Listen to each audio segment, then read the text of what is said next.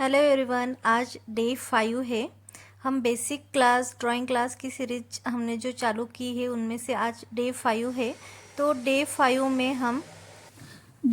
में हम कुछ बेसिक नेचर ड्राइंग जो होता है एकदम इजी शेप्स में जो निकाल सकेंगे हम वो देखेंगे, क्योंकि हमें शेडिंग सीखना है। पिछले क्लास में जो हमने बॉक्सेस में शेडिंग सीखे थे वही अब हम ड्राइंग के अंदर अप्लाई करेंगे।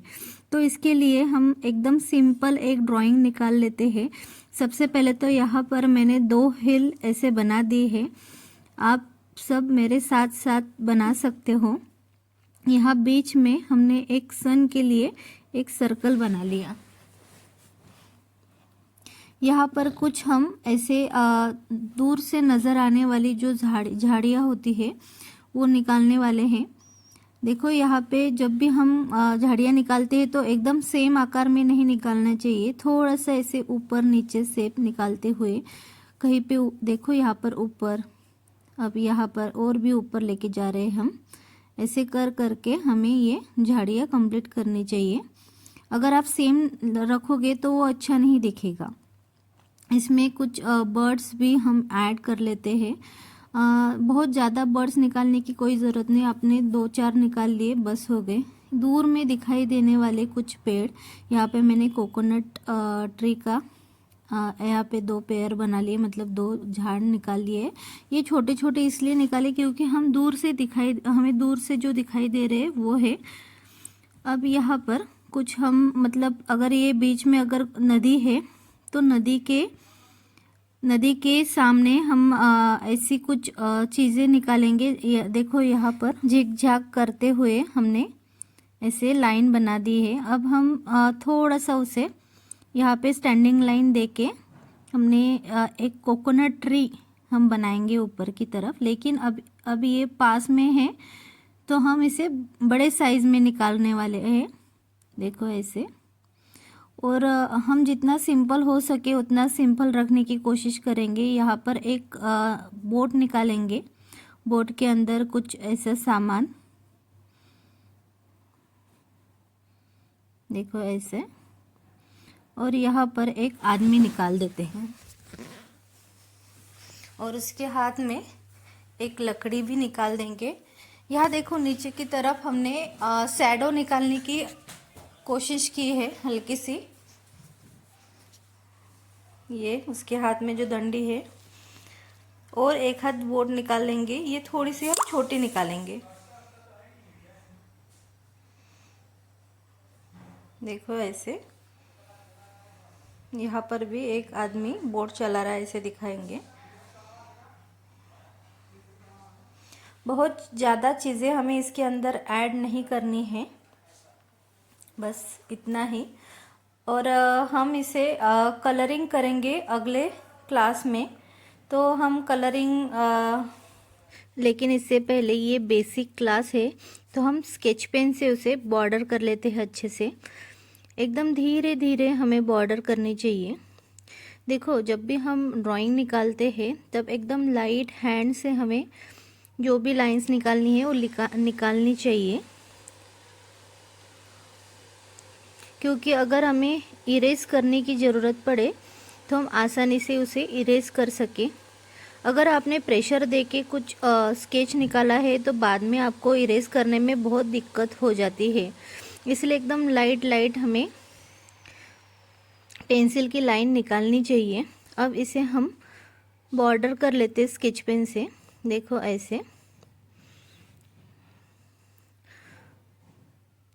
अभी बेसिक क्लास है तो बेसिक क्लास में पहले ही बॉर्डर कर लेना चाहिए। जब भी हम ऑयल पेस्टल का यूज़ करते हैं तो पहले ही बॉर्डर बना लो। अगर आप वाटर कलर यूज़ कर रहे हो तो फिर बाद में आप स्केच पेन का यूज़ कर सकते हो। अगर आपने पहले ही स्केच पेन का यूज़ कर लिया वाटर कलर में तो फिर गड़बड़ हो सकती है, इसीलिए हम उसे बाद में करते हैं। लेकिन अभी ऑयल पेस्टल से हम कलरिंग करने वाले हैं तो फिर ऑयल पेस्टल में हम पहले ही कर लेते हैं।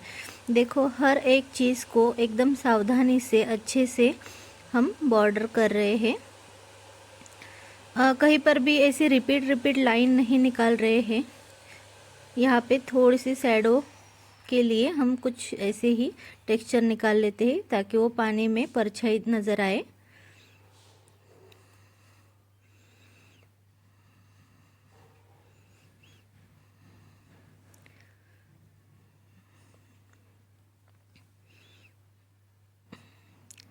देखो यहाँ पर दोनों ही बोर्ड पे हमने ये बॉर्डर कर लिए हैं। यहाँ पे थोड़ा सा मैं डार्क बना ले, अंधेरा है इसीलिए उस साइड में। यहाँ पर देखो ये टेक्स्ट जो हमने शेप निकाला था, उसे भी हमने अच्छे से बॉर्डर कर लिया। देखो हमारा जो बॉर्डर का काम था वो ख़त्म हो गया है। अब यहाँ पर हम कुछ डिटेल्स ऐड करेंगे, जैसे कि ये कोकोनट ट्री है, उसके जो पत्ते होते हैं वो निकालेंगे। स्केच पेन से ही निकाल लेते हैं क्योंकि अभी हम सिर्फ शेडिंग सीख रहे हैं। अगर कोई बच्चा पहले से ही हमारे जो वीडियोस है वो फॉलो कर रहा है तो ये सारी चीज़ें आप निकाल के देखो, और आप मतलब आपने ये निकाल के देख ली तो आप आसानी से बहुत अच्छी तरह से सीख सकते हो। ये बड़ा पेड़ है तो यहाँ पर हम पत्ते निकालेंगे कोकोनट ट्री के, लेकिन जो पीछे वाले 2 पेड़ है उसमें पत्ते निकालने की कोई ज़रूरत नहीं है।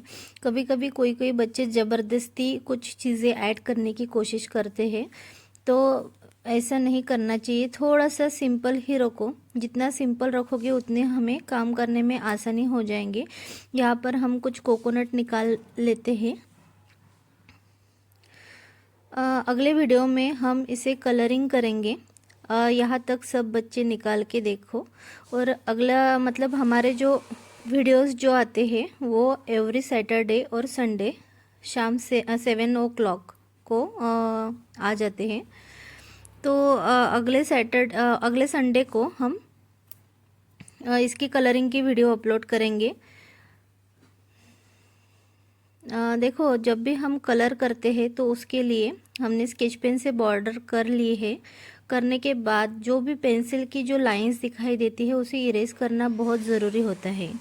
अगर आपने ये इरेज नहीं किया तो पेंसिल की और ये स्केच पेन की 2-2 लाइनें दिखाई देती है, फिर वो ड्राइंग में फिनिशिंग की कमी नज़र आती है उसमें। इसीलिए ये चीज़ें हमें हमेशा याद रखनी चाहिए। देखो यहाँ पर कोई भी पेंसिल की लाइन हमें दिखाई नहीं दे रही, हमने अच्छे से इसे क्लीन कर लिया है। ये अब कलरिंग करने के लिए ये पेंटिंग अभी रेडी हो चुकी है। अगर आपको 1-2 लाइन दिखाई भी दे रही है पेंसिल की तो इसे अच्छे से मिटा लो। अगर आप ऑयल पेस्टल यूज़ कर रहे हो तो बहुत आसानी से आप ब्लेंडिंग भी कर सकते हो और कलरिंग भी। शेडिंग करने के लिए बहुत आसानी हो जाती है। तो हम इसे कलर करेंगे वो है ऑयल पेस्टल से। ऑयल पेस्टल से कलर डोम्स की जो ऑयल पेस्टल है वो मुझे बेस्ट लगते हैं। वैसे कैमल के भी बहुत अच्छे हैं, फाइबर क्रिस्टल के भी अच्छे हैं, लेकिन अभी मैं डोम्स के कलर यूज़ कर रही हूँ। वो हम अगले वीडियो में देखेंगे कि इसे कलरिंग कैसे करते हैं। कोई भी मिस मत करना क्योंकि हम उसको शेडिंग कैसे की जाती है वो देखने वाले हैं। तो तब तक के लिए बाय बाय।